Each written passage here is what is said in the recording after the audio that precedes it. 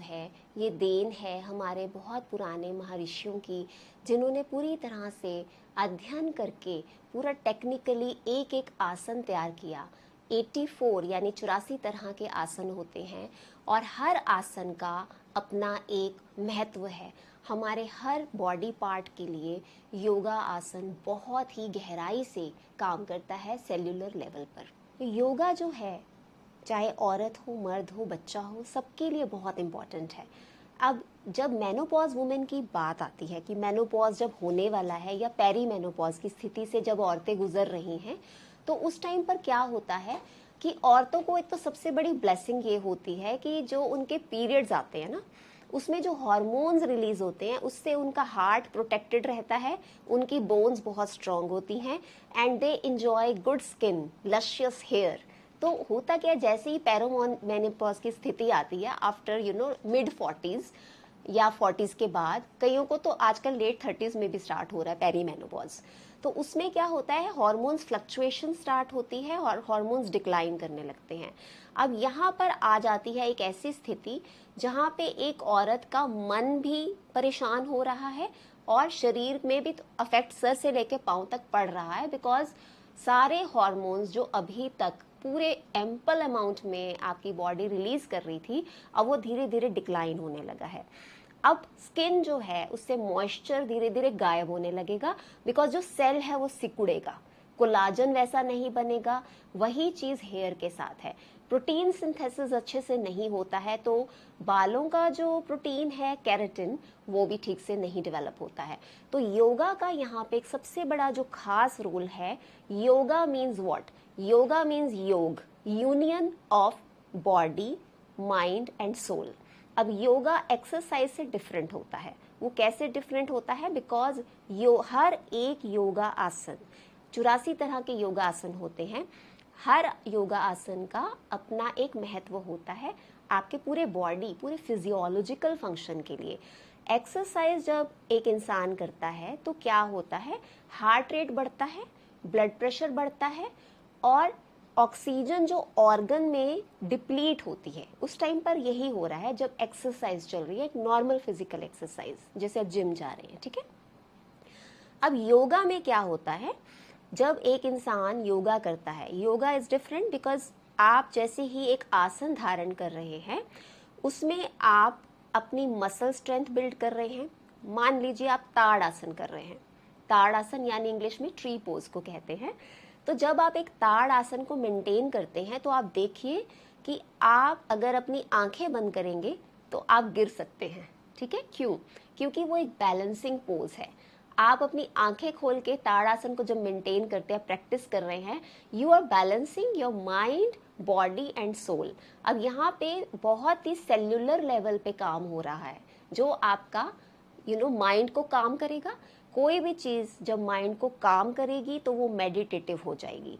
योगा आपका मेडिटेशन भी करा रहा है, आपको सांसों पे ध्यान देना है तो वो आपका प्राणायाम भी कर रहा है, और आप एक आसना मेंटेन कर रहे हैं तो वो एक फिजिकल फॉर्म ऑफ एक्सरसाइज भी हो जाती है। तो ये तीनों काम एक साथ जब होते हैं तो हम उसको कहते हैं योग।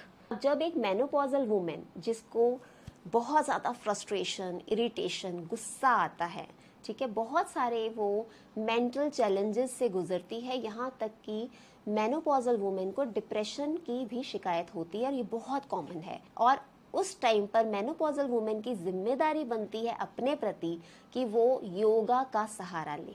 योगा का सहारा जैसे ही वो लेती है उसी टाइम पर क्या होता है, उसके माइंड से काम स्टार्ट हो जाता है। हमारे ब्रेन में जो पिट्यूटरी ग्लैंड है वो बहुत सारे फंक्शंस को कंट्रोल करता है। बहुत सारे फिजियोलॉजिकल चीज़ें हो रही हैं। हार्मोन्स क्या हैं? केमिकल मैसेंजर्स हैं। जब पिट्यूटरी ग्लैंड और हमारी ओवरीज का जो कनेक्शन होता है, ओवरीज को जाके मैसेज मिल रहा है कि आपको हार्मोन्स रिलीज करने हैं, और यहाँ पर बहुत इंपॉर्टेंट है अपने माइंड को काम करना ताकि वो केमिकल मैसेंजर वाला काम अच्छे से हो पाए। 40s के दौर में बहुत ही बिजी लाइफ होती है सारे विमेन की। उनके बच्चे भी ज़्यादातर 12th में होते हैं या ग्रेजुएशन स्टार्ट होता है, तो बच्चों का एक करियर बनने लगता है, और बहुत सारे लोगों के बच्चे जो हैं वो हॉस्टल्स में चले भी जाते हैं। तो अब बहुत ही एक आइडियल सिचुएशन बन जाती है घर पर अब आप इसको आइडियल ले लीजिए, ये अपना पर्सपेक्टिव है। कुछ विमेन बिल्कुल डिप्रेस्ड हो जाती हैं कि मैं अभी तक इतनी बिजी थी और अब मैं इतनी अकेली पड़ गई हूँ, मेरे बच्चे चले गए हैं, हस्बैंड अपने काम में बिजी है, अब मैं करूँ क्या। लेकिन अगर आप इसको ब्लेसिंग लेंगी, it's a blessing in disguise कि अब आपको अपने लिए वक्त मिल रहा है, तो आप एक बहुत ही अच्छा रूटीन अपने लिए ऐसा मतलब इनकलकेट कर सकती हैं, ऐसी डेली हैबिट्स आप अपने पूरे रूटीन में डाल सकती हैं कि आपका एज रिवर्सल भी स्टार्ट हो सकता है। ये हम करते हैं। सनराइज से आप थोड़ा टाइम अगर पहले उठेंगे और आप सनराइज जब देखते हैं तो एक बहुत ही ब्यूटीफुल सा एक फिजियोलॉजिकल चेंज आता है आपकी बॉडी में। तो वो कैसे आता है कि जब आप सन गेजिंग करते हैं सुबह सनराइज के टाइम पर, तो जो सूर्य की जो लालिमा है वो आपकी आंख की पुतली से आपके पिट्यूटरी पाइनियल ग्लैंड में जाती है और वहाँ पर आपके हार्मोन्स का रिसाव होना शुरू होता है। वो कैसे, अगर आप देखिएगा, आपको अगर एक हफ्ता आप ये चीज़ कर लेते हैं तो आधे से ज़्यादा इंसोम्निया के पेशेंट तो ऐसे ही ठीक हो जाते हैं। रात को जैसे ही आप सोएंगे विद इन 20 मिनट्स आपको ऐसी गहरी नींद आएगी कि आपको लगेगा वाओ, मतलब दिस इज़ अ मिरेकल। तो आपका पाइनियल ग्लैंड से बहुत सारे हार्मोन, सेरोटोनिन बढ़ेगा। सेरोटोनिन जब रिलीज होता है तो मेलाटोनिन भी अच्छा बनता है। मेलाटोनिन आपका स्लीप हार्मोन होता है। तो जब आप अच्छे से सोएंगी तो नेचुरली आपके हार्मोन्स अपना अच्छा काम करना शुरू करेंगे। उसके बाद आपका आता है योगा आसना। आप योगा आसना कीजिए। सबसे पहले सुबह की धूप आपके जब शरीर पे पड़ती है तो विटामिन डी आपका सिंथेसिस स्टार्ट होता है बॉडी में, ठीक है। This is the ideal situation. आप नेचर का अगर पूरी तरह से फायदा उठा पाएं तो आप कभी भी किसी भी हेल्थ चैलेंज से गुजरेंगी ही नहीं। उसके बाद आप योगा आसनास पे आ जाइए। बहुत सारे योगा आसनास हैं जो कि एक मेनोपॉजल वुमेन के लिए वरदान है, ठीक है।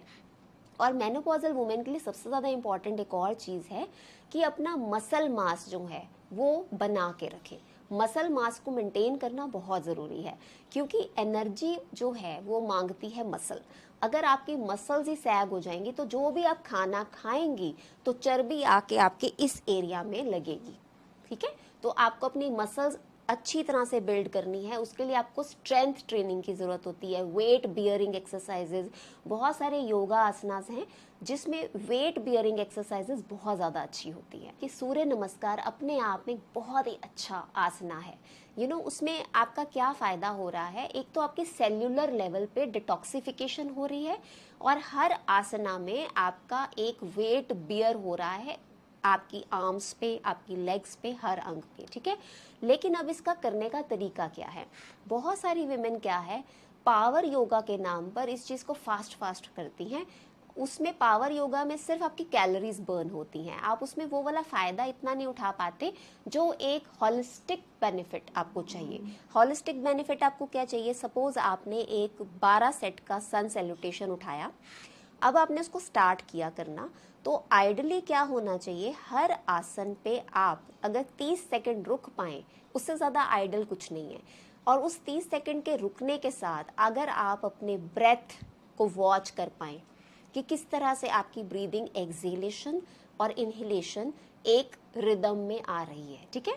और आप जब उस पर फोकस कर रही हैं तो नेचुरली यू आर मेडिटेटिव। एक कैमल पोज बहुत अच्छा होता है मेनोपॉजल वुमेन के लिए, जिसको हम उत्थासन कहते हैं, बिल्कुल ऊंट की शेप का, वो भी बहुत अच्छा होता है। और आपका भुजंग आसन बहुत अच्छा होता है। और एक आपका क्वीन ऑफ आसनास है जिसको हम कहते हैं सर्वांग आसन, वो भी बहुत अच्छा होता है। सर्वांग आसन में क्या है, अब आप हमेशा ऐसे खड़े हैं तो अगेंस्ट द ग्रेविटी जब आप जाते हैं सर्वांग आसन में पूरा लेग्स उठा के, तो आपका बहुत अच्छा एक इंटरनल ऑर्गन्स का पूरा सर्कुलेशन होता है, सेल्यूलर लेवल पे डिटॉक्सिफिकेशन होती है, आपके नए सेल्स बनते हैं। वीर आसन बहुत अच्छा है मेनोपॉजल वुमेन के लिए, वॉरियर पोज। उसमें जब आप एक घुटने पे इस तरह से पूरा वजन डाल रहे हैं तो क्या होता है, बहुत सारी विमेन सोचती हैं कैल्शियम की टैबलेट्स खाते रहो तो हड्डियां मजबूत होंगी। बिल्कुल उल्टा है, कैल्शियम की टैबलेट्स खाने से तो उल्टा दूसरे साइड इफेक्ट्स होते हैं। अगर हर रोज आप वॉरियर पोज कर लें तो आपको कभी भी कुछ कैल्शियम के लिए बाहर नहीं देखना पड़ेगा। एक्सरसाइज जब आप वेट बेयर करते हैं तो वहां पर नए सेल्स जनरेट होते हैं और आपका घुटने मजबूत होते हैं, आपकी एंकल्स मजबूत होती हैं। उसके बाद आप अपनी डाइट का बहुत ज़्यादा ख्याल रखिए। मेनोपॉजल वुमेन के लिए प्रोटीन और फैट्स प्राइमरली बहुत ज़्यादा ज़रूरी होते हैं। You have to cut down your carbohydrates, उतनी ज़रूरत नहीं है कार्बोहाइड्रेट्स की, अपनी एनर्जी जो है वो प्रोटीन से लीजिए और फैट से लीजिए। मेनोपॉजल वुमेन को सबसे ज़्यादा जो चीज़ उसका खाने का उस टाइम पे जो मन कर रहा है ना, वो होता है मीठा। वो बिल्कुल अवॉइड करना चाहिए। मीठा खाना एक नेक्सस है। Sugar is a drug. I had to, said in one of the programs, sugar is more dangerous than cocaine. It is so addictive. We say, you are what you eat, but no, you are what you absorb. See, हमारे गट में बहुत तरह के microbiomes होते हैं। अब क्या है, जब अगर आपका मीठा खाने का मन कर रहा है, वो आप नहीं है, वो आपके अनफ्रेंडली बैक्टीरिया हैं जो मीठे की डिमांड कर रहे हैं, because they want to thrive. उनको वो जंक चाहिए, आप अगर उनको वो देंगे वो और बढ़ेंगे। जब वो और बढ़ेंगे तो आपकी क्रेविंग्स और बढ़ेंगी। लेकिन अगर आप 1 महीने तक इस चीज़ को सप्रेस करती हैं कि मुझे मीठा नहीं खाना है, I will reach to dates या कुछ और मीठा फल खा लेती हूँ, तो आप देखेंगे कि वो चीज़ पावरलेस हो जाती है और आपके अच्छे बैक्टीरिया, आपके फ्रेंडली बैक्टीरिया थ्राइव करते हैं। और जब फ्रेंडली बैक्टीरिया थ्राइव करते हैं तो अच्छी हैबिट्स आप डेवलप करते हो। बहुत सारे बच्चे जो हैं आजकल हम देखते हैं, उनकी ईटिंग हैबिट्स, मदर्स क्या करती हैं, just to have a good time mobile देंगी, चॉकलेट देंगी, चिप्स के packets, they are eating only packaged food. What are you doing to your children? बचपन से लेके बड़े होने तक हम क्या हैं?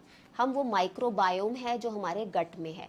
तो आप वैसा माइक्रोबायोम अगर बच्चे का बना देंगी तो उसके पास तो इम्यून यानी डिफेंस सिस्टम ही नहीं है, वो बार बार बीमार पड़ेगा, बड़े होके उसको कोई ऐसी बीमारी लग सकती है। तो ये आपके इम्यून सिस्टम है जो आप डेवलप कर रहे हैं, जो बुनियाद आप बना रहे हैं। तो बचपन से ही बहुत ज़रूरी है कि छोटी छोटी बच्चियों का ख्याल रखा जाए। आजकल क्यों PCOS, PCOD इतनी बीमारियां फैल रही हैं? बिकॉज इतनी बीमारियां क्यों हो रही हैं? Because eating habits are not correct. जैसे ही बच्चा पैदा हुआ, नहीं, पहले तो ब्रेस्ट फीडिंग एक्सक्लूसिव होती नहीं है, उसके बाद उनकी वीनिंग बहुत जल्दी स्टार्ट की जाती है और वीनिंग होते ही उनको ऐसा खाना दे दिया जाता है जो नेचर से बहुत दूर है। बाकी जो मैं टिप्स मेनोपॉजल वुमेन के लिए देने जा रही हूँ वो जनरली सभी के लिए है। शुगर बिल्कुल अवॉइड करें। और दूसरा हम लोग ये देखते हैं कि एनिमल प्रोटीन्स यानी कि जैसे डेयरी है, dairy, I am not against dairy, dairy बहुत अच्छी थी, लेकिन तब तक अच्छी थी जब गाय और भैंसों को अपने घर में एक परिवार के सदस्य की तरह रखा जाता था और पहला भोजन उसके बछड़े के लिए होता था और फिर जो बच जाता था वो बाकी परिवार लेता था और एक इमोशनल अटैचमेंट होती थी उस गाय के साथ। क्यों कहते हैं गौ माता? बिकॉज वो गाय जो थी वो फैमिली मेंबर थी और आप उसका दूध पीते थे तो आप उसको माँ का दर्जा देते थे। आजकल कमर्शलाइजेशन है, इतने इंजेक्शंस लगते हैं इन गाय और भैंसों को कि इनका कुछ भी नेचुरल नहीं है। ठीक है, आर्टिफिशियल इंसेमिनेशन से लेके मिल्क की प्रोडक्शन तक। और आप ये सोचिए कि अगर किसी माँ से उसके बच्चे को अलग किया जा रहा है, उसको नहीं दूध मिल रहा, तो वो माँ अपने आंसुओं से वो जो दूध आ रहा है उसमें क्या इमोशन है, और उसमें हार्मोन्स, सिंथेटिक हार्मोन्स के अलावा कुछ नहीं है। तो dairy should be totally pure. Dairy आपकी जो है वो पॉजिटिव होनी चाहिए तो आप ले सकते हैं, लेकिन कमर्शियल दूध को अवॉइड कीजिए। एक दूध छोड़कर आप देखिएगा कि आप कितनी प्रॉब्लम से बच जाएंगे जी। और बहुत इंपॉर्टेंट है गुड फैट्स। फैट से डरने की कोई ज़रूरत नहीं है। यहाँ जब मैं फैट्स की बात करती हूँ तो मैं रिफाइंड ऑयल की बात नहीं कर रही हूँ। रिफाइंड ऑयल जो है वो आपका अगेन फैक्ट्री में बना हुआ एक ऐसा लिक्विड है जिसमें आप अगर देख लें किस प्रोसेस से बना है, उसमें खाने लायक कुछ भी नहीं होता है। If you want to use oil, first of all oils को यूज़ करने की ज़रूरत नहीं है, लेकिन अगर आपको ऑयल्स चाहिए तो go and extract your own oils. Coconut ले जाइए, तिल ले जाइए, सरसों के बीज ले जाइए, आप अपना तेल खुद निकलवाइए। ठीक है, और उसकी शेल्फ लाइफ कम होती है तो आप within 1 month you have to use it up, वो यूज़ कीजिए आप। ठीक है, फैट्स में बहुत इंपॉर्टेंट है कि आप सिर्फ नेचुरल फैट्स खाएं, जैसे कि आप सीड्स खा सकते हैं, सीड्स आर वेरी इंपॉर्टेंट। आप नट्स खा सकते हैं, coconut is very important during menopause, वो आप खा सकते हैं। इवन पुराने जो ओल्ड वाइज थे उनको इतना ज़्यादा एक दे वर सो सेंसिबल कि उनको एक नेचुरल एक्सपीरियंस से ही उनको पता था कि ये जो स्टेज आई है अब मेनोपॉज की, उसमें वो हलीम के लड्डू कोकोनट के साथ मिला के बनाया करते थे। अब हलीम क्या है, थोड़ा गर्म है तासीर में, तो कोकोनट थोड़ा ठंडा है, तो वो मिला के एक उसका अच्छा बैलेंस बना के वो विमेन के लिए रखते थे ये लड्डूज।